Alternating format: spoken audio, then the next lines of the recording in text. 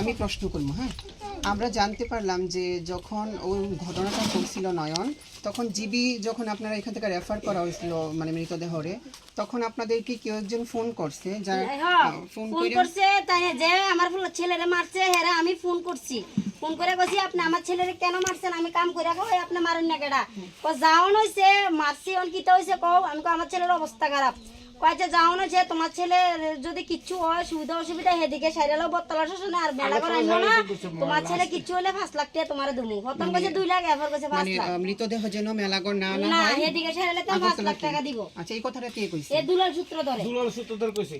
মানে একটা জীবনের মূল্য কি টাকা? 5 লাখ আমি কইছি তো আমি টাকা নেই দিয়ামু, আমি বাড়িতে এলো এই কথা কইছি, আর এই যে সুইচ অফ করছে না আর ঠিক আছে, তাইনে 5 লাখ টাকা কইছে তো তাইনের ফ্যামিলিরে 10 লক্ষ টাকা দেওয়া হইব, তাইনেরে জ্যান্ত মারা হইব, মানে একদম আগুন দিয়া সেরা, তাইনের ফ্যামিলি রাজি হইব, তাইনের ফ্যামিলি রাজি হইব।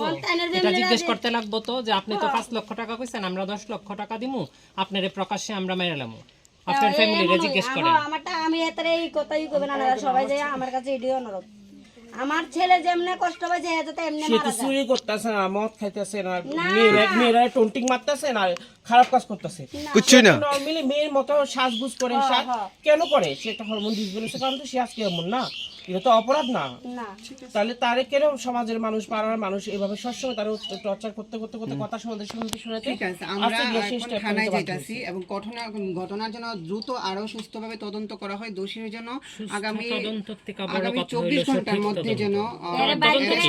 এটা তো সরাসরি সব প্রকাশ্যে কঠিন আছে। শাস্তি আর কঠিন শাস্তিতে দেওয়া। আমরা খবরাখবর নিমু। হ্যাঁ, আপনাদের নাম্বার আমরা রাখছি। শাস্তি সাজার ফাঁসি চাই। ঠিক আছে, আমরা আসি। হ্যাঁ, হ্যাঁ আমরা